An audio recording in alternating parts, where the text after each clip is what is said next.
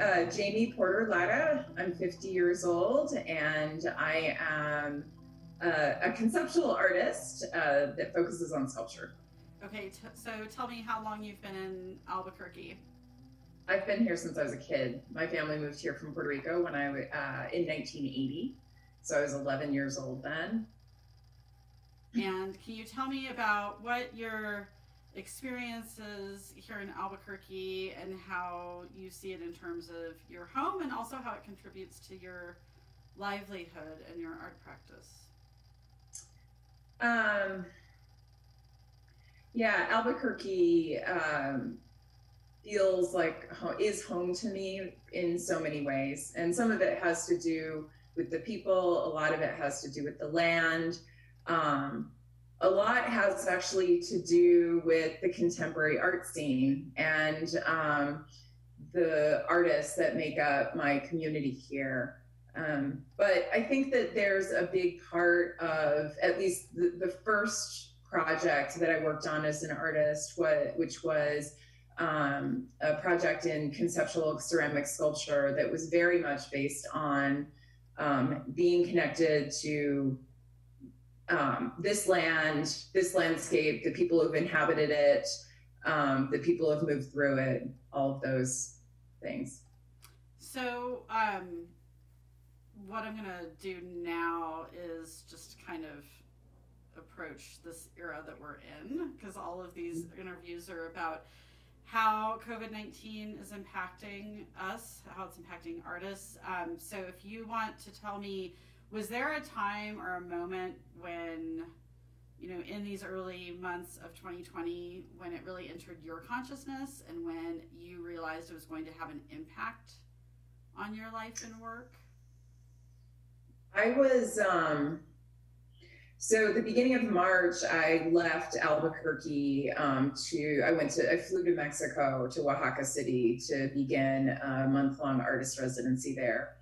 And, you know, I think I left on March 7th, and even though I think in hindsight we should have known what was coming, I think that it wasn't evident yet, and I had no reason at that time to think that I should not go, or at least I didn't think so, and nor did the people around me, including my family. They were not concerned about me traveling at that time.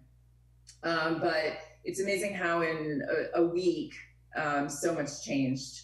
And I was there only for 10 days before I decided I needed to fly home before I got stuck there, maybe because for what I thought might be just political motivations. I wasn't sure.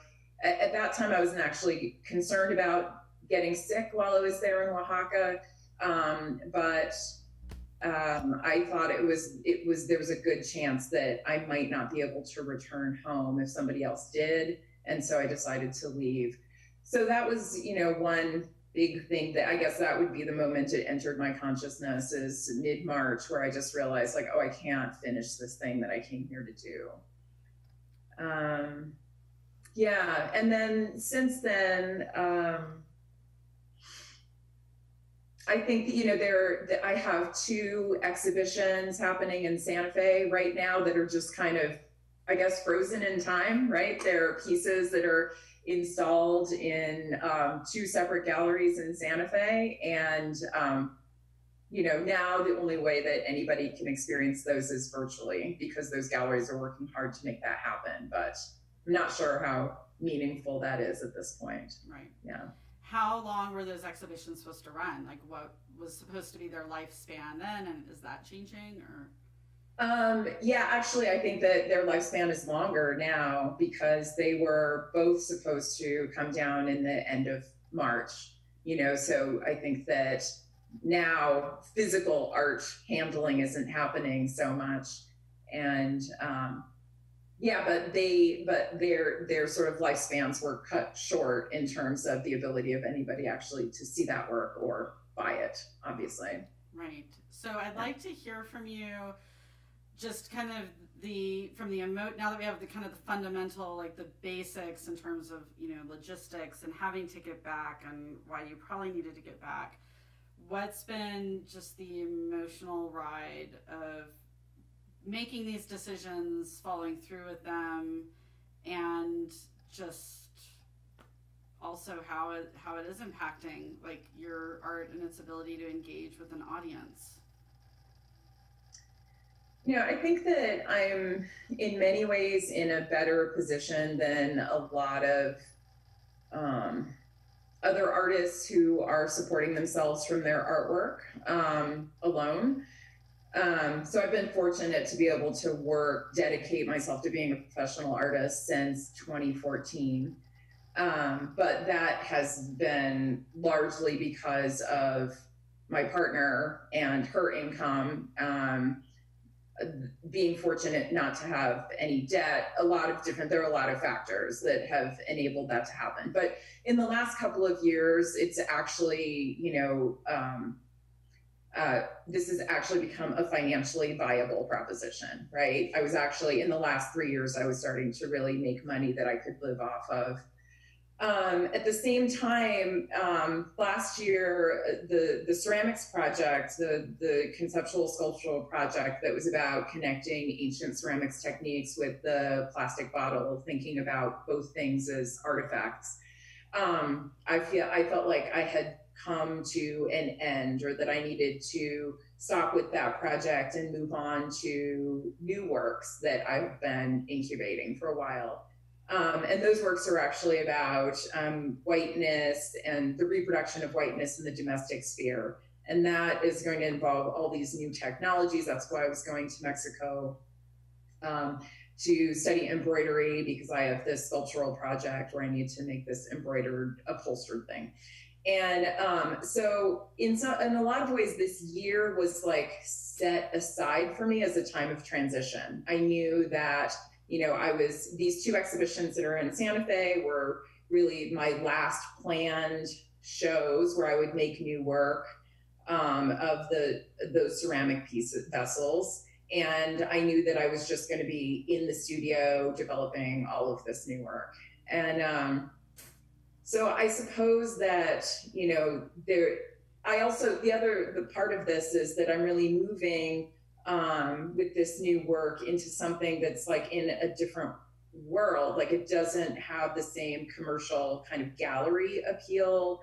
I'm going to have to be finding alternative art spaces, museums, that kind of thing to exhibit this work. And so I came into this knowing that this was going to be kind of a big financial hit anyway, or that there would be a lull where I wouldn't be exhibiting and selling quite so much.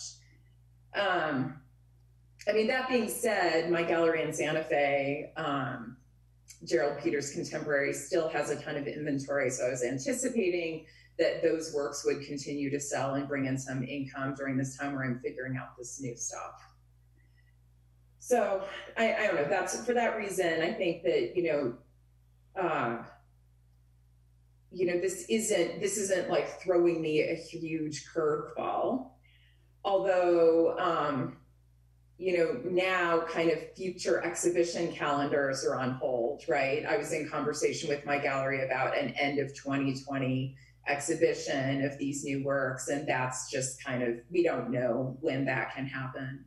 And I'm an artist who actually uses those kinds of deadlines and commitments as a driver to finish work. So that puts me in a bit of kind of just I'm sort of floating in limbo. Not knowing if and when this work will be exhibited. Yeah.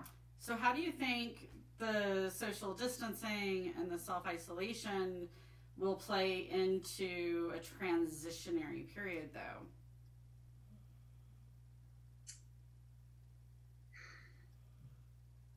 Yeah. You would think that this would instantly translate into just like, oh, great, this is like great immersive time in the studio. And I think maybe a lot of us are in this position where we're thinking, oh, I should be so productive right now. And actually, I feel kind of distracted and floating, and yeah, it seems to be, for some reason, it actually seems in this moment kind of difficult to gather my thoughts and proceed forward. I think another thing that I'm missing is that a lot of what feeds me is the energy of connecting with and seeing what other artists are doing. And even though there's this huge effort right now to move access to artworks and artist studios and all those things online, I don't actually like that experience. I know that like this is now a time when I can like, you know, hundreds of museums are making exhibitions and their collections available online. And actually I'm feeling like the last thing that I want to do is spend more time in front of a screen.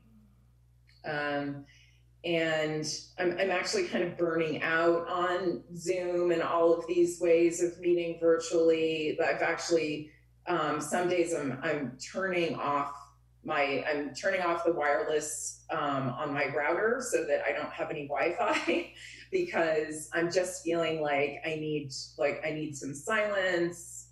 I need to disconnect from all that. So paradoxically, all of the stuff that is being worked on to connect us it feels like it's just draining my energy and my focus. Mm-hmm.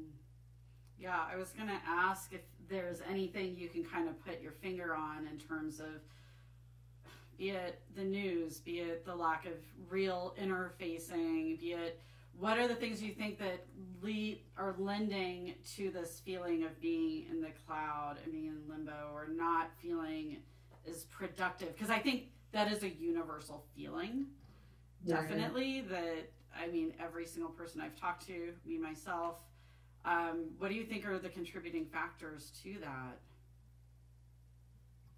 Specific to the pandemic as opposed to other times?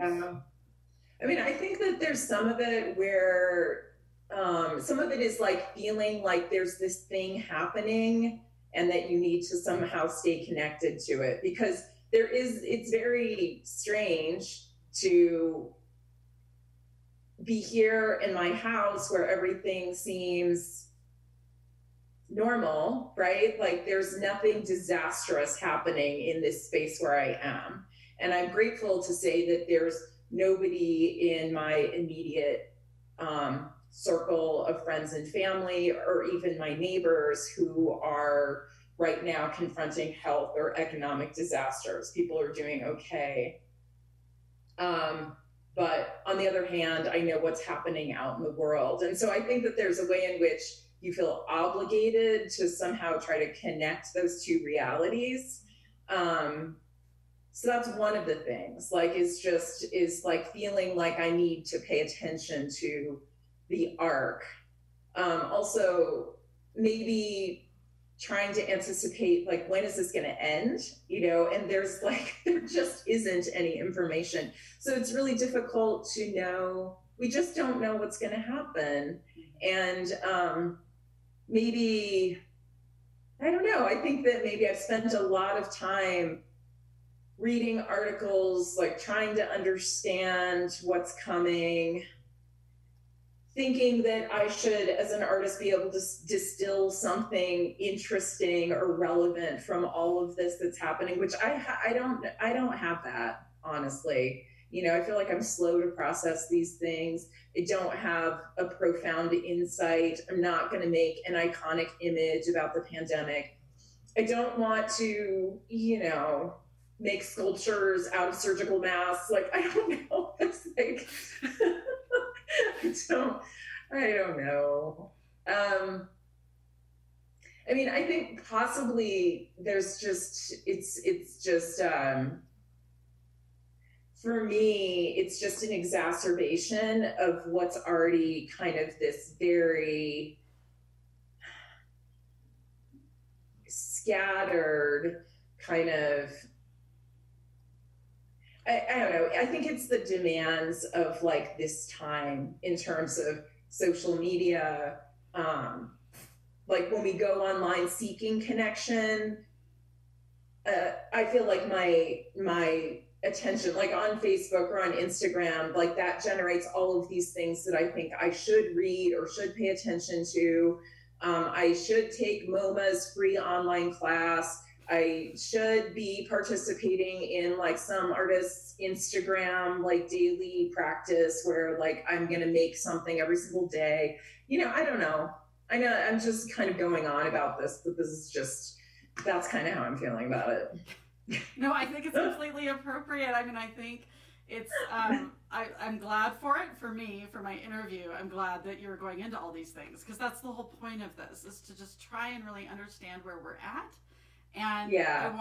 I want to understand not just where you're at, where every single person I'm interviewing, where they're at. And it's interesting to see the similar themes and then what's unique to someone's own experience as well. You know, that's kind of what I'm trying to glean from each of these. So, I mean, I thank you. I was hoping you would purge and share from my perspective. But what do you think, is there anything then, also, I'm just wondering on a personal level, if you are someone who's driven by deadline and with this like unknown timeline that we're in, or are there any things you're kind of seeing in your own self that maybe wouldn't come to light if it weren't for these very unique circumstances? Has there been any of that that's like, or interesting triggers or things that are happening with this that maybe wouldn't have surfaced otherwise? You know, I feel like they're just, I'm hearing this from a lot of other people too, that this seems to be this time of like feeling like you should be doing this. Like there's something about like having all of this time suddenly that makes you, that I don't know. Yeah, it just makes me feel like, why can't I devote all of this time, or like use it efficiently, or do my residency at home, or immerse myself in the studio? There's yeah, I think, I don't know, I'm not sure I'm at any point of feeling like I have some profound insight into myself, except that it's hard to have a lot of unstructured time. Mm-hmm. Fair enough. Okay, well, I'm going to look at my questions really quick. Will you tilt your screen back down a little bit since you're sitting further back? I just want to be a little closer up on you. There you go. Yeah. Sorry. Better? Yeah, absolutely. I'm just like a little bit more close on you. So what do your days look like now since stay-at-home orders went into place? You know, it's funny, this has been this interesting time for me to try to figure out, like, if there was a natural flow, or if I was going to do the thing at the time that it felt right to do that thing, what would I be doing? And I'm actually realizing that that mornings are the best time for me, but there also seem to be this time where I like siphon off a lot in terms of like, I'm cleaning up the house, I'm talking to people on the phone, I'm like trying to go through like my email list, doing the networking or responding to my gallery or doing all of these kinds of things. And that what I should be doing really, it should be the opposite. But in reality, what's happening is like, I'm doing a lot of that stuff. You know, I'm doing a lot of the kind of administrative household, working in the art, all of that kind of stuff. And that I don't really make it into the studio until like 2 in the afternoon. At which point somehow I start getting a little bit panicky because I feel like, why do I only have 3 or 4 hours now to be in here and do this thing that I imagined I would spend my whole day doing, right? And so actually, you know, but what I have been doing in the studio right now is taking the time to like clean it out. I've been in this process of transition in terms of the artwork. I have a very small studio. It's 140 square feet, and it is like covered in an inch of clay dust from my, 5 years of ceramics. And so I'm actually just like taking everything out, going through it all, throwing things away. I actually threw pots in the garbage yesterday because I was feeling so oppressed by them. And also it seems appropriate to me because in some ways the project is about like what's trash and what isn't and what's precious. And it seemed just like completely fine to like do that, and such a relief. And yeah, I don't know. I just feel like I'm kind of in this stage of readying myself to plunge into something new. I'm also doing a lot of reading and research. So I'm trying to understand the context for some of these ideas that I have. And yeah, so I'm actually doing quite a lot of reading and thinking in the afternoons too. I've also been once or twice a week baking for my partner, who is on the front lines of the pandemic. She's a physical therapist at University Hospital, and her unit is the medical ICU where all the COVID patients are. And so I'm just really kind of, aware of how stressful that is for her and her colleagues and everybody who's there. So I've just been I've been baking a cake or a pile of cookies or something like that and sending that with her every week. And that's been, and also doing the same, like baking or cooking things for friends and family and sort of dropping things off has been this good way to feel connected to people. I've been doing a lot of cooking. That's nice. Well, and like you said, it's just that if that's a way of connecting, outreach in a very tangible way, I mean, that's got to be more gratifying. And certainly appreciate it at the other end as well. What are some of the things, like if you're reading and researching a lot, like what are you gravitating towards in your reading and research? So I have been, so I have a project. I mentioned that this new work is about thinking about the reproduction of whiteness in the domestic sphere. I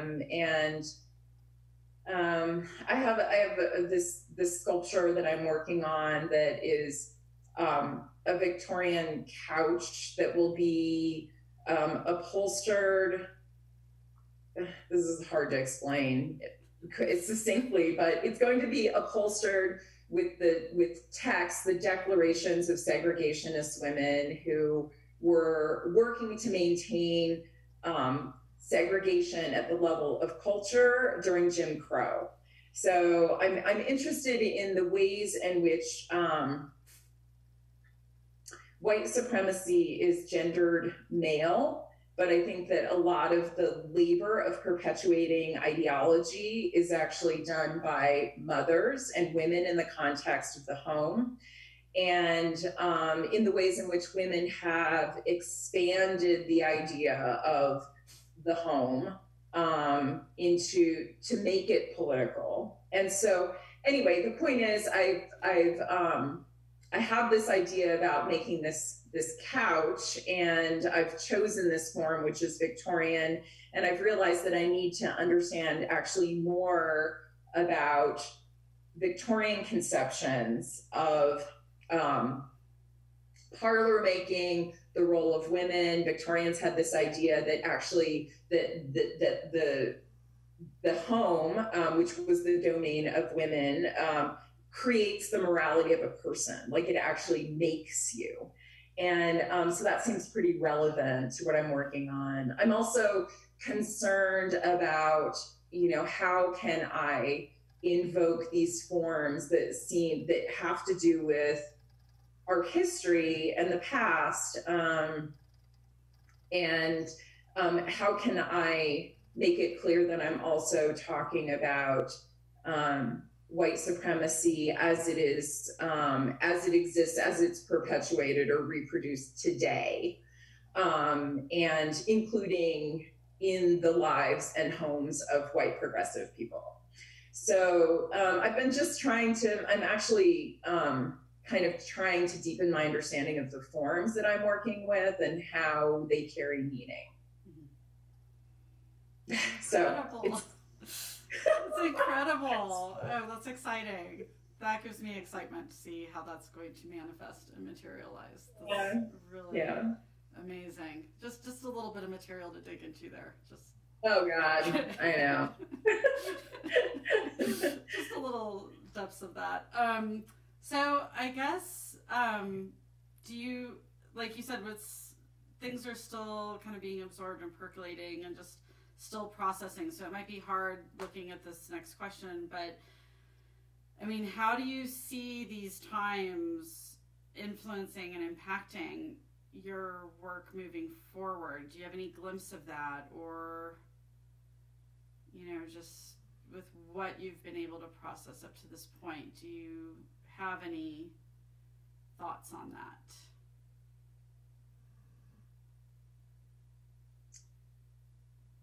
Gosh. Or in terms of how people engage with your art, your engagement with art moving forward. Yeah, I don't know. I wish I had good answers to this. I really do. I mean, like I said, I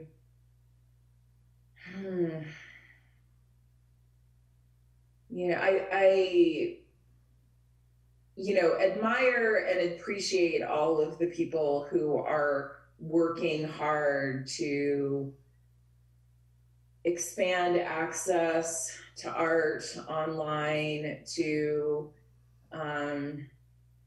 give people insight into their processes. I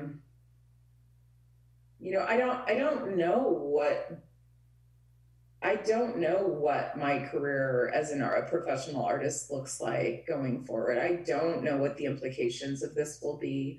I think I mentioned to you when we were emailing that, or I might have said it just a few minutes ago, but I don't actually at this moment especially or seek the experience of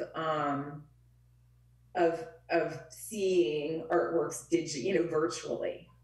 And so I'm pretty resistant right now to the idea of making things that are more consumable on that platform. I don't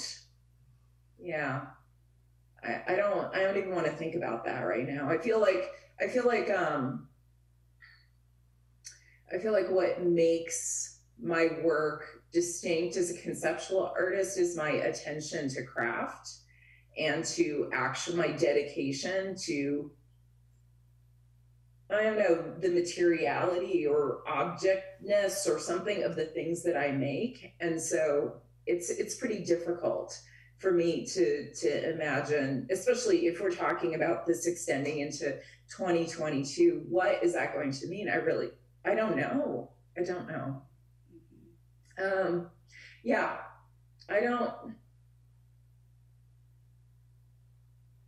I wish I had something profound to say about it, but I don't. That's okay. I think there's more questions right now than answers just in general. So I think that's just where we're at, basically. I think, I just, before we end then, I'd just like to go back to like what you were talking about earlier in terms of like, just the basics of, work being in a gallery or this or that, and just what matters. Like, it doesn't feel like that type of thing really matters right now. And you're living with someone who's providing such a critical service. I mean, I think all of us are getting this, we're all sitting with what does matter. So if you want to speak to that, just kind of final thoughts on where we're at and what your feelings are as far as that's concerned in your life and work.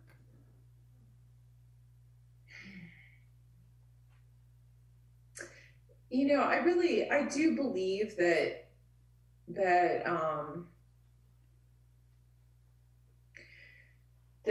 artists are important because, or that art is important in the way that,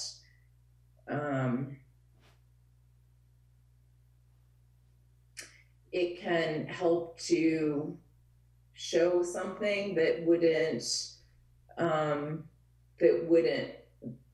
don't know, that other forms of discourse don't make available to us.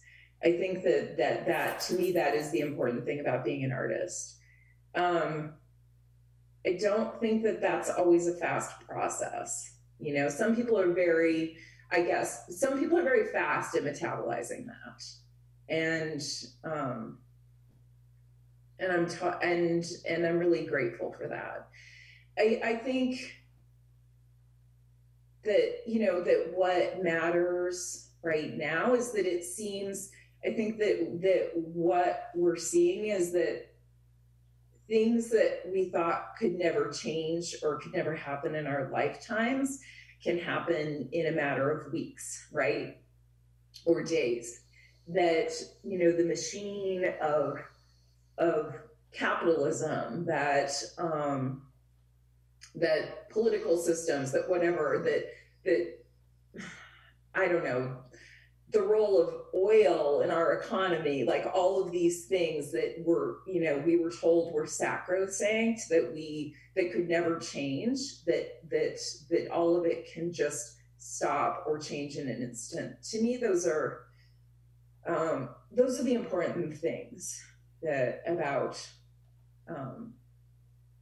what's happening right now, I think, is to just internalize that the awareness that all the stuff that felt immutable can actually change. Yeah, I think that's, for me, that's the thing. Thank you. Excellent. Thank you. No, well articulated. Thank you very much. Is there anything that you think I haven't covered that you think is important to explore, or that I should be asking when sitting down for these interviews? I don't know. I'll have to think about that and get back to you. Sure. Yeah, I wish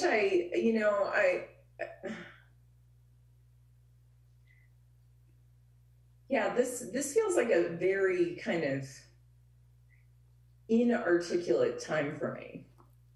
You know, I'm used to being able to talk about stuff, and I don't have a lot of words for this, but I don't know. The questions are still percolating. I'll let you know when they come up. Okay, that's good. Yeah. I'll just stop rolling.